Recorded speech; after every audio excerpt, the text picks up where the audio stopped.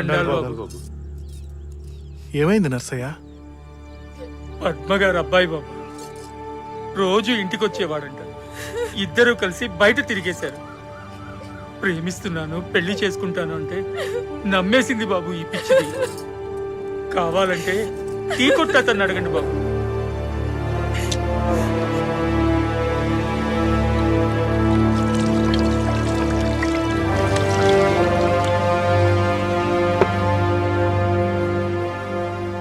రాజేష్ ఈ అమ్మాయిని కుర్రోల్ రూమ్ కి తీసుకొచ్చాడా?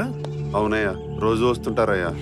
అతనే కాదు సారు, రాజేష్ ముగ్గురు ఫ్రెండ్స్ మేము ఎలా ఉండేవాళ్ళమో చూశారు. అసలు ఆ ఫ్యామిలీయే ఈ ఊరికి ఒక మైనస్ పాయింట్ లా తయారైంది. ఊరు వదిలిపెట్టి వెళ్ళిపోతున్నాం కదా అని అతనికి ఇష్టం వచ్చినట్టుగా చేస్తున్నాడు. అయినా నీ బుద్ధి ఏమైందమ్మా? ఆ, సరే, నేను రేపు అతనితో మాట్లాడి. వెళ్ళిపోతాడు బాబాడు. అతను ఇవాళ సాయంత్రం రిహార్సల్కి వస్తాడు. రేపు అసలు నాటకానికి కూడా వస్తాడు. ఎల్లుండి అతనితో నేను మాట్లాడి. ఎల్లుండి దాకా ఉండరు బాబు. ఈ విషయం ఊళ్ళో అందరికీ తెలిసిపోయింది.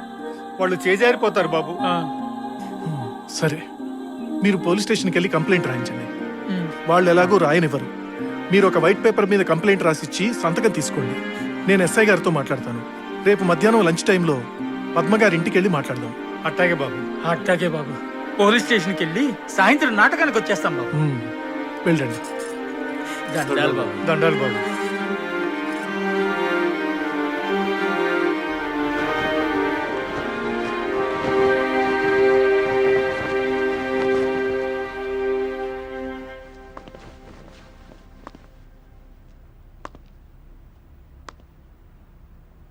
కాస్త నెమ్మదిగా సిరిగిపోగలదు. ఏంటి నవీన్, ఇప్పటి వరకు ఒక్క ఆర్టిస్ట్ రాలేదు.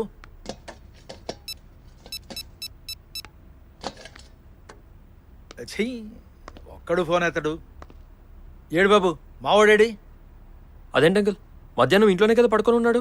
నేను అదే అనుకున్నా, కానీ నిద్ర లేవగానే పిచ్చెక్కినట్టు వెళ్ళిపోయాడేంటి? ఎక్కడికి రా అంటే చెప్పడు. నేను ఇప్పుడే వెళ్ళి తీసుకొస్తా. ఏంటో ఈ పిల్లలు, అర్థం కాదు సావదు.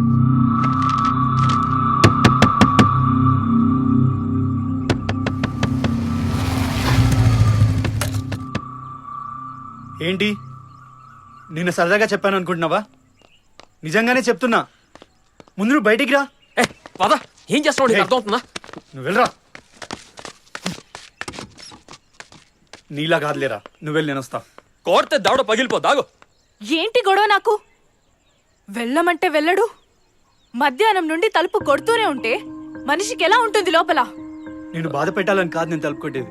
ఇలా 10 మంది కొట్టకుండా చూసుకుంటానని చెప్తున్నాను. అయినా నువ్వే అన్నావుగా ఇందులో నుంచి బయటకు రావాలనుకుంటున్నాను, రాలేకపోతున్నానని చెప్పి. పదరా. అందుకే నేనున్నాను అంటున్నాను. తప్ప? రే పదరా, పదరా. రే ఆగరా.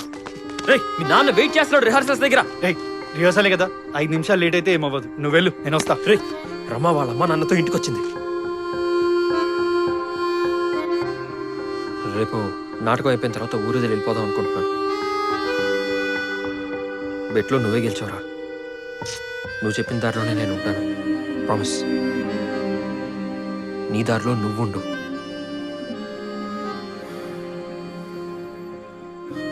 లత, నిన్ను చివరిసారిగా అడుగుతున్నాను, నన్ను నమ్ముతున్నావా, నమ్మట్లేదా?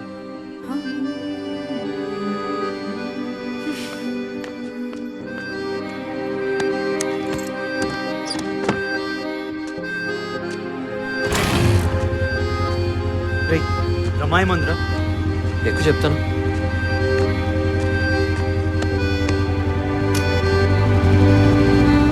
బాబు నువ్వు అక్కడ కూర్చో, అమ్మ నువ్వు ఇక్కడ కూర్చో. ఇటు సైడ్ వాళ్ళు అందరూ వచ్చేసారు కదా. అంకుల్, ఇద్దరు ఫ్రెండ్స్ ఊరెళ్ళారు. మా దగ్గర పనిచేసే పాలేరుని తీసుకొచ్చాను. వీళ్ళు రేపు కూడా వస్తారు అంకుల్, షూర్. సరే వచ్చి కూర్చోండి. నీకేమైందిరా?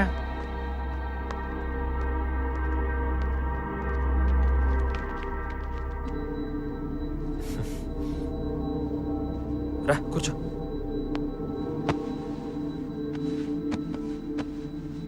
మీరు ఇప్పుడు వీళ్ళతో ప్రాక్టీస్ చేయించినా వేస్ట్ అండి. రేపు వీళ్ళలో సగం మంది కూడా రారు. అదేంటలా? రేపు మధ్యాహ్నం పంచాయతీ ఉంది. పంచాయతీయా? అసలే జనం దొరక సస్తున్నా, ఇప్పుడు మళ్ళీ సగం మందిని ఎతకాలా? ఇంతకీ ఏ సగం వస్తారు ఏ సగం రారు? ఎవరు రాకపోయినా రాకపోవచ్చు. ఇప్పుడు ప్రాక్టీస్ మీకు నాకా? సర్లేండి, రేపు సాయంత్రానికి కదా ఎలాగోలా పోగేసుకుంటా. ఒకసారి అయితే చేద్దాం. ఉం? ఉమ్. ఆ బాబు, మీరు ఇటు తిరగండి. మీరు ఇటు తిరగండి. అది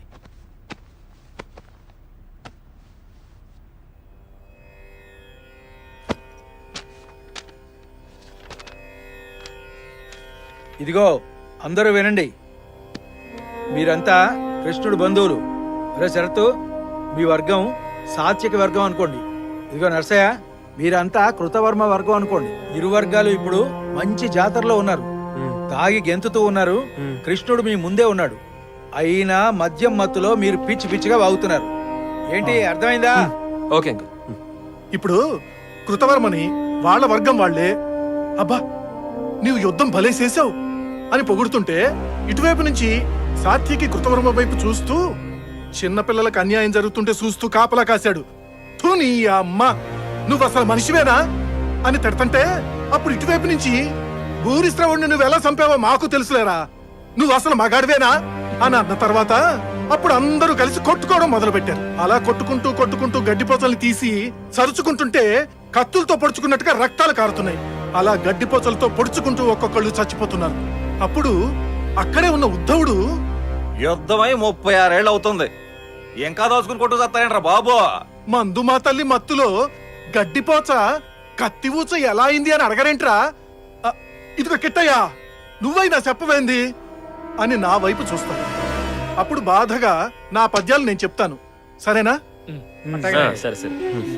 అందరూ రెడీయా? రెడీ. యాక్షన్! చిన్నపిల్లల్ని మోసం చేసి బతుకు నీది బతుకానంట్రా. చిత్తకార్త కుక్క. ఏం మాట్లాడుతున్నావు? ఏయ్, మొదలు పెట్టాల్సింది ఈళ్ళు. పిల్లలకు అన్యాయం జరిగిందని ఈళ్లే మాట్లాడాలి.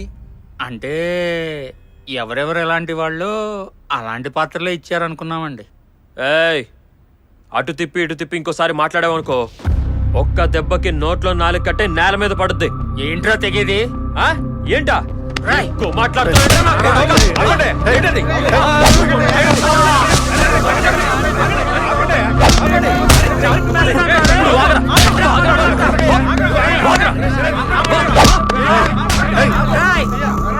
ఆగండి!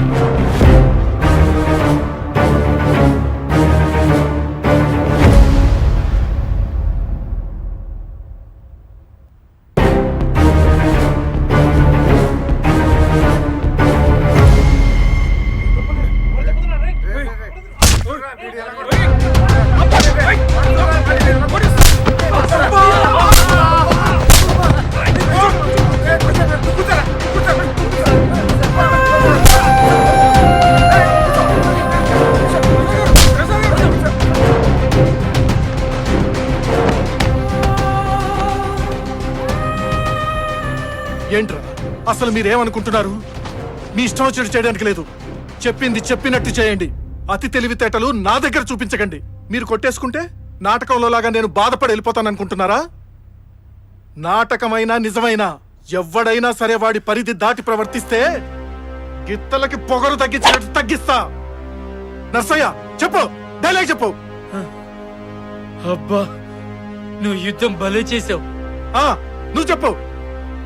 చిన్న పిల్లలకి అన్యాయం జరుగుతుంటే కాపలా కాసావు కదరా. నీ అమ్మాయి ఎవరు చెప్తాడ్రా?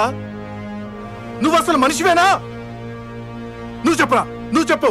నువ్వు చెప్పు, చెప్పు. లేవండి, ఇప్పుడు లేవండి ఒక్కొక్కళ్ళు. లేవండి, పండి అవతలకి.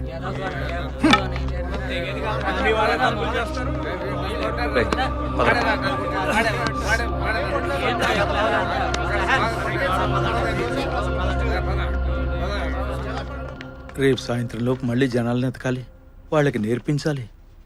నాకు పెద్ద పని ఉంది సార్. అయితే రేపు మధ్యాహ్నం పంచాయతీ. నర్సయ్య కూతుర్ని రాజేష్ పెళ్లి చేసుకుంటానని చెప్పి కలిసి అన్నీ చేసి ఇప్పుడు నువ్వెవరో తెలియదు అంటున్నాడంట. ఆశ్చర్యంగా ఉంది సార్.